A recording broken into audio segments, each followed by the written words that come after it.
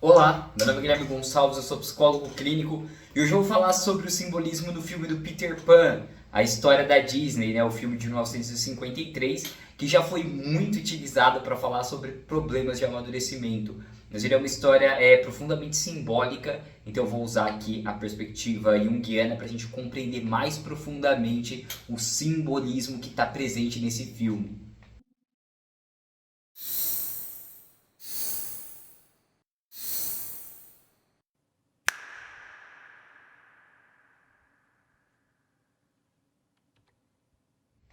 Então a história do Peter Pan, ela basicamente passa ao redor da Wendy, que é uma garota ali que está numa fase de transição na vida dela, onde o pai quer que ela deixe o quarto das crianças e passe a ter o próprio quarto.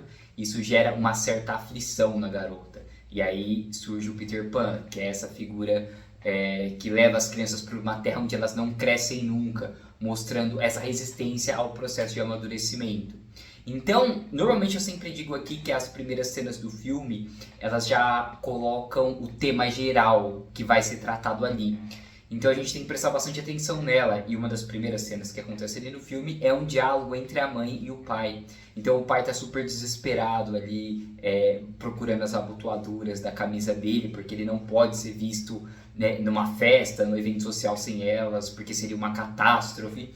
E a mãe tá super tranquila ali, tentando acalmar a situação. E no caso, o pai, nessa primeira cena, é descrito como uma pessoa prática, que não liga muito para essas fantasias, e a mãe é uma pessoa que considera as fantasias importantes, né? Ela acha que, por exemplo, a história do Peter Pan é uma história que representa o espírito da juventude. Então ela encara aquilo ali, o Peter Pan, com um otimismo. Então a gente vê claramente ali no começo do filme que o adulto, né, o pai, é uma pessoa infeliz, porque ele enxerga a vida social dele com muita ansiedade, né? Aquele status, a imagem que as pessoas vão ter dele é algo muito importante. Então você vê que ele enxerga a base da vida dele como manter a imagem para os outros, né? E a vida adulta ao mesmo tempo parece como um peso para ele, alguma coisa que causa muita ansiedade, não uma coisa natural. Então, quando as crianças elas têm referências de adulto que enxergam a vida dessa forma, como um peso, muitas vezes elas não querem crescer, porque elas enxergam que crescer é entrar nesse mesmo estado de sofrimento. Então elas buscam se refugiar na infância de alguma forma, se rebelar contra o crescimento. Então aqui nessa cena é muito tentador a gente enxergar a mãe da Wendy como uma pessoa boa, doce e tranquila, e o pai como uma pessoa ruim. Mas essa atitude de permissividade da mãe também pode ser prejudicial para os filhos, porque ela não percebe, por exemplo, que está na hora da Wendy crescer realmente e deixar o quarto das crianças. Então ela enxerga essa revolta contra a autoridade, contra o amadurecimento como uma coisa positiva, ela acha aquilo legal. Então ela não percebe que isso também prejudica os filhos e essa permissividade da mãe pode manter eles no estado infantil.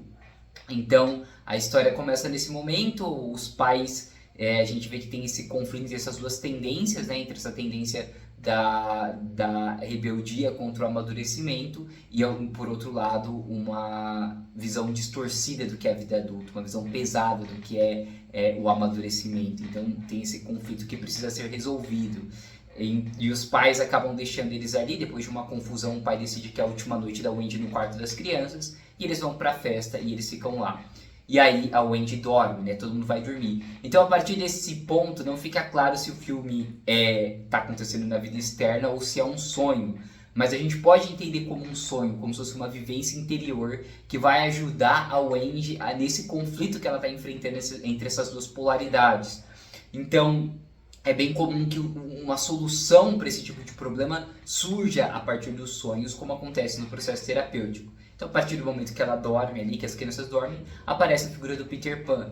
E no primeiro momento ele aparece como uma figura muito sombria ali nos telhados das casas ao lado da Sininho, uma cara meio sinistra, né?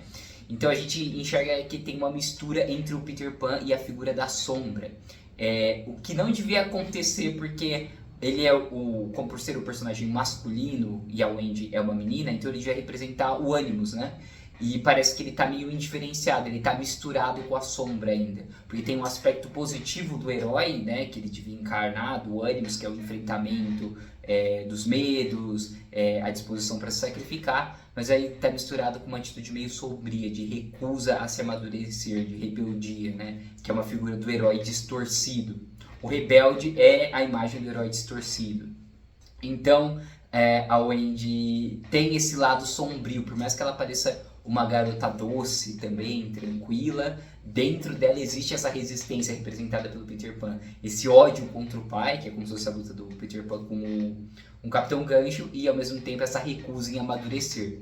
Então, quando ela encontra o Peter Pan, eles começam a dialogar ali sobre a questão da Terra do Nunca, e ela se apaixona por ele. Então eles vão se beijar, só que a Sininho impede isso de acontecer, ela puxa o Wendy pelos cabelos. Então a gente vê que a figura da sombra ela é mais relacionada com a Sininho do que com o Peter Pan. E por que isso acontece? Porque a nossa sombra nos nossos sonhos, normalmente ela é misturada com uma pessoa do mesmo sexo que a gente. Ela é representada por alguém sombrio do mesmo sexo que nós, né? Essa contraparte da nossa consciência. É diferente da figura do outro sexo que normalmente representa o inconsciente, o ânimos ou a ânima. Como eu falei, quando a gente está mais inconsciente da nossa sombra, ela costuma se misturar com o nosso ânimos ou com a ânima, que acontece aqui no filme.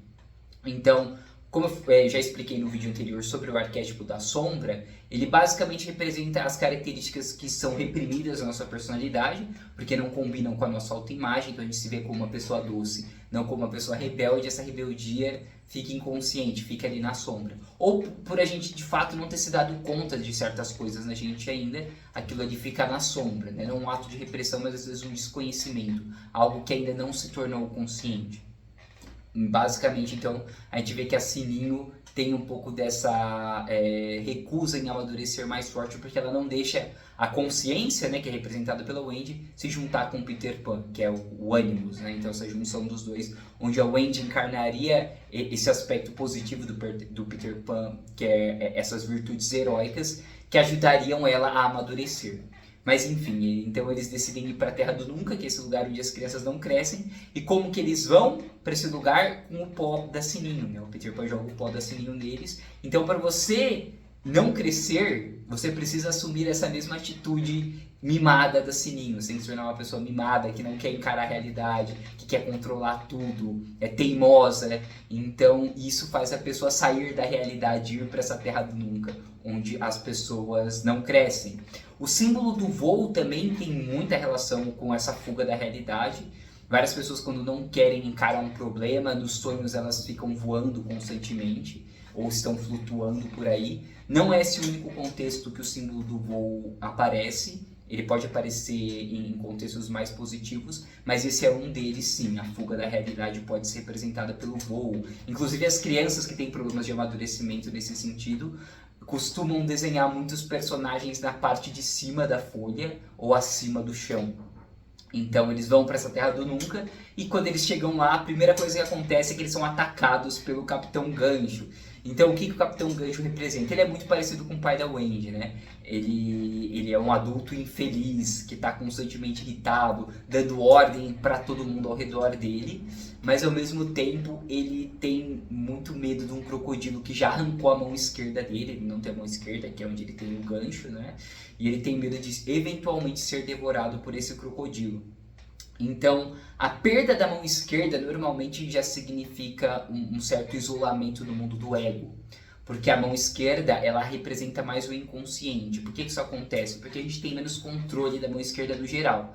É diferente das pessoas que são canhotas, mas no geral o lado esquerdo representa o inconsciente e o lado direito representa a consciência, porque a gente tem mais controle da mão direita, né? Então esse é um simbolismo razoavelmente universal. Então ele perdeu a mão esquerda, ele perdeu esse contato com o inconsciente e ele tenta então ser aquele ego que controla tudo, porque essas inseguranças dele com relação à vida, o medo da morte, faz ele assumir uma atitude controladora, porque se você ser controlador dá uma falsa sensação de segurança, de que você está protegido. Então você vai tentar se livrar de tudo aquilo que está fora do seu controle.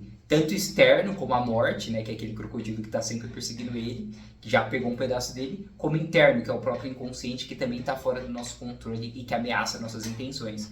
Né? Pode parecer um pouco estranho, mas esse tipo de pessoa é aquele tipo de pessoa que chega na terapia, né? A pessoa controladora, ela chega na terapia com a demanda de algum sofrimento psíquico, então ela tem ansiedade. Só que ela não imagina que para resolver o problema dela, ela tem que fazer mudanças na atitude dela. Não, ela quer se livrar dos sintomas para ela continuar vivendo da forma que ela sempre viveu.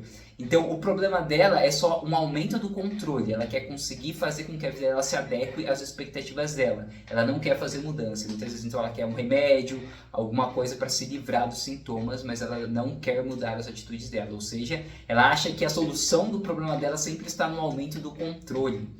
E é basicamente isso que o Capitão Gancho representa, né? Por isso que ele quer acabar com Peter Pan, por um lado, que a gente pode enxergar como o próprio lado inconsciente dele que ele não consegue controlar, e por outro, o crocodilo, que representa esse mundo externo ameaçador que também está constantemente tentando engoli-lo. Então, qual que é a primeira coisa que eles fazem na ilha quando eles chegam a encontrar os garotos perdidos? Que são outras crianças que não quiseram crescer, e tem uma coisa muito importante aqui, que todos eles estão vestidos com roupas de animais, né? E o que isso significa? Que eles são meio animais ainda, que eles não amadureceram completamente, porque o ser humano imaturo, ele tem alguma coisa de incompleto, ele é meio animal. E quando a gente amadurece, que a gente se torna propriamente humano, mas isso requer sacrifícios. Então, isso fica mais claro quando a gente pensa nos nossos bichos de estimação, entendeu? Que eles têm uma psicologia razoavelmente parecida com a das crianças. Porque quando você vê uma criança, normalmente, eu já comentei isso em outros vídeos, a psicologia imatura delas exige que elas sempre busquem o conforto e evitem o desconforto, né? Então, para elas, a vida ideal é brincar, comer doce, descansar o dia inteiro, e aí vem os adultos e forçam elas a fazer algum tipo de obrigação, algum esforço, e eles não gostam muito de fazer aquilo, mas acabam fazendo quando são obrigados. E é a mesma coisa de você pensar na vida ideal para o seu animal de estimação, para o seu cachorro, para o seu gato. Se ele puder escolher o que ele vai fazer, ele vai comer, dormir e brincar o dia inteiro. Ele não vai fazer nenhum esforço voluntário, ele nem consegue conceber o que é isso. Então ele está nesse estado mais ou menos infantil, por isso que o animal representa esse estado infantil da pessoa, né? Você precisa sacrificar esse animal, aprender a fazer esforços voluntários para você de fato amadurecer e se tornar um ser humano, né? E aí esse é um ponto importante da história, porque assim que eles encontram os garotos perdidos, eles vão conversar com os indígenas, que são ali habitantes da ilha também, e eles descobrem que a princesa dos indígenas foi raptada pelo Capitão Gancho. Então esse contato com os indígenas é o contato com aquilo que é ancestral dentro da gente, com os instintos que vão colocar a gente na trilha do amadurecimento de novo. E esse é outro erro muito comum que as pessoas cometem. Elas acham que ter contato com os instintos é se tornar um animal. Mas no caso do ser humano, é o contrário disso. Se você está se comportando como um animal, você está distante dos seus instintos, porque os seus instintos eles te levam a se comportar como um ser humano. E fazer aquilo que o ser humano sempre fez, ou seja, se comportar como seus ancestrais. Então o Jung falava muito disso, né? Que esse era um dos erros da psicanálise, que na verdade os instintos eles são extremamente conservadores. Eles vão fazer você agir da forma como seus ancestrais sempre agiram. E o que é ser um ser humano? É você trabalhar, você ter uma família, você crescer, você criar algo que é uma atividade propriamente humana, então exercer sua criatividade, você ter uma vida espiritual, isso são atividades propriamente humanas. Então quando você entra em contato com os seus instintos, é isso que você absorve, é nessa trilha que você se coloca. Se você está se comportando muito como um animal desequilibrado, né, o Jung vai entender isso como um afastamento dos instintos, né? Então, por isso que a primeira coisa que eles fazem é resgatar essa princesa, e tem uma luta lá do Capitão Gancho com o Peter Pan, eles resgatam essa princesa indígena e tem uma espécie de ritual ali. Então é como se a Wendy tivesse ali se conectado com essa parte instintiva da personalidade dela que estava perdida por causa do Capitão Gancho. Como eu falei, representa essa figura do adulto amargo, que afastou ela dos instintos naturais dela, fez ela querer ficar presa nesse estado animal infantil. Então, quando ela se reconecta com essa princesa indígena, ela absorve de volta esses instintos, né, simbolicamente, por mais que exista uma resistência dela ali no começo. Ela sente um certo ciúme dela com o Peter Pan, né, da Tiger Lily com o Peter Pan. Porque sempre vai existir, isso aqui é um ponto importante, né? A gente sempre tem uma resistência ao nosso amadurecimento. A gente quer crescer, mas tem algo dentro da gente que não quer. Então a gente sempre encontra essa resistência. A Sininho vai deixar isso muito claro, né? Ela é essa força que está sempre tentando sabotar essa união do Peter com a Wendy, porque ela quer ficar que manter as coisas daquele jeito, né? Ela quer que a Terra do Nunca fique do jeito que é. Então, ao se conectar ali, depois dessa cena de que eles salvam a princesa indígena, a Wendy começa a se comportar mais como uma mulher adulta. Ela começa a cuidar dos irmãos menores dela, a ser a figura responsável ali, a agir como uma figura materna, ou seja, ela vai demonstrando que ela está pronta para amadurecer. Então aí ela decide deixar a Terra do Nunca e voltar para a vida real. E isso deixa o Peter Pan irritado, né, no começo. E ele não quer que isso aconteça, porque, de novo, toda transformação da atitude consciente significa uma transformação da atitude inconsciente. Então, se a Wendy mudar, ela vai ter que se transformar, isso vai causar uma mudança do Peter Pan. Então, isso vai ser uma morte simbólica de ambos, e aí existe uma certa resistência interna disso acontecer. Então, ela decide sair da Terra do Nunca, ela tá saindo ali do esconderijo do Peter Pan, só que a Sininho delatou eles, falou onde era esse esconderijo, e o Capitão Gancho captura elas, né? Captura ela e os irmãos e leva pro bar. E aí vem uma cena interessante, que o Capitão Gancho vai fazer ela andar na prancha e se jogar no mar. Vai matar eles, né? E ao mesmo tempo ele manda uma bomba pro Peter Pan, para que eles exploda ali o Peter Pan, e a Sininho fica brava que isso não era parte do plano e vai tentar salvar ele. Então aqui vai ter um momento crucial da história, porque a Wendy vai ser a primeira a ir para a morte e ela vai andar na prancha de cabeça erguida. Então você vê que ela deixa de se esconder na atitude infantil e encara voluntariamente a morte. Ela vai se jogar no mar, né, de cabeça erguida. Então, isso é um símbolo importante do amadurecimento, porque amadurecer é você aceitar o fluxo natural da vida e aceitar a sua mortalidade também. Então, muitas vezes a gente, quando a gente tem muito medo da morte, significa que a gente está muito apegado à infância, a gente não quer que o tempo passe, a gente se desvia do fluxo natural da vida. Então, esse andar voluntariamente para a morte, essa atitude de auto-sacrifício pelos irmãos, de assumir o papel dela de autoridade, significa que ela aceitou a mortalidade dela. E assim que ela faz isso, a Sininho também vai lá e ela mesma pega a bomba das mãos e tira do Peter e se explode no lugar dele. Então ela se auto-sacrifica. Então tem essa mudança de atitude da Wendy, essa mudança de atitude da Sininho. Então o tema do auto-sacrifício. Todo mundo começa a aceitar voluntariamente o peso da vida. E aí o Peter Pan faz a mesma coisa. Ele vai lá pro barco, salva a Wendy de cair no mar e começa a lutar com o Capitão Gancho, só que dessa vez ele faz diferente. O Capitão Gancho desafia ele a lutar sem voar, lutar com os pés no chão. E o Peter aceita.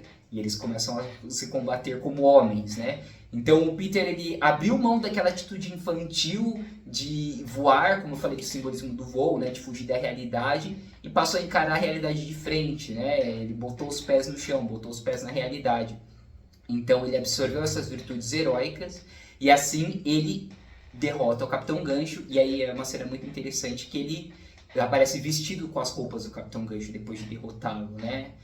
O que significa que ele absorveu também essas características adultas. Houve uma combinação dos dois aspectos, porque o Capitão Gancho, apesar de ele ser uma figura sombria, ele tem essa característica de ser pé no chão, de exigir que o Peter Pan tenha os pés no chão. Ele, como pai da Wendy, por mais que ele esteja fazendo isso de maneira inadequada, ele está fazendo uma exigência justa, que é que você tem que crescer, você tem que sair desse mundo das nuvens, né? Então o Peter se transforma, então eles assumem essa atitude de auto-sacrifício e aí eles conseguem voltar para casa. E nesse momento o pai da Wendy também já está mais tranquilo, vai conversar melhor com ela, só que para surpresa dele, ela acorda ali do sonho dela e decidiu amadurecer. Então é como se ela tivesse ouvido essa voz interior, tivesse tido uma experiência interior com os sonhos, como eu falei no começo do vídeo, e aí por isso ela amadureceu. Só que aqui ela amadureceu de verdade, porque não bastaria ela só amadurecer porque o pai mandou. E aí ela ia estar por dentro ser uma criança, mas ia estar só obedecendo os outros. Ela teve uma experiência interior, né? Ela ouviu a voz de dentro e ela realmente compreendeu a importância de amadurecer. E por isso ela decidiu crescer. Não porque o pai mandou, mas a partir de uma experiência interna. E é por isso, então, que o amadurecimento dela é muito verdadeiro. E por isso que é importante a análise dos sonhos, ou a pessoa se escutar, porque quando isso vem de dentro, é muito mais sólido do que quando você faz só para obedecer os outros. E tem muitas pessoas que têm a roupagem de adulto só, mas por dentro ainda são crianças justamente por isso, porque eles não amadureceram verdadeiramente a partir de uma experiência interior. Eles só estão obedecendo os outros por medo ou por apego ao status social ou qualquer coisa desse tipo. Né? Mas existe um ressentimento secreto ali que o inconsciente manifesta em algumas situações. Então, basicamente, é isso que aparece no simbolismo da história, né? Essa experiência interior, esse contato com os instintos que ela teve, entendeu a necessidade de amadurecer e aí aprendeu a encarar o peso, as responsabilidades da vida voluntariamente, né? Por isso que eu acho que essa é uma história muito interessante para falar do amadurecimento psicológico. Ela tem um simbolismo bem profundo e por isso que ela é muito utilizada, até falando de síndrome do Peter Pan, né? É bem comum hoje. Então, basicamente, é isso que eu queria falar da história hoje. Se você se interessou pela análise, então se inscreve no canal, curte, compartilha com pessoas que você acha que podem se interessar por esse assunto. Em breve eu posto mais vídeos aqui. Um abraço!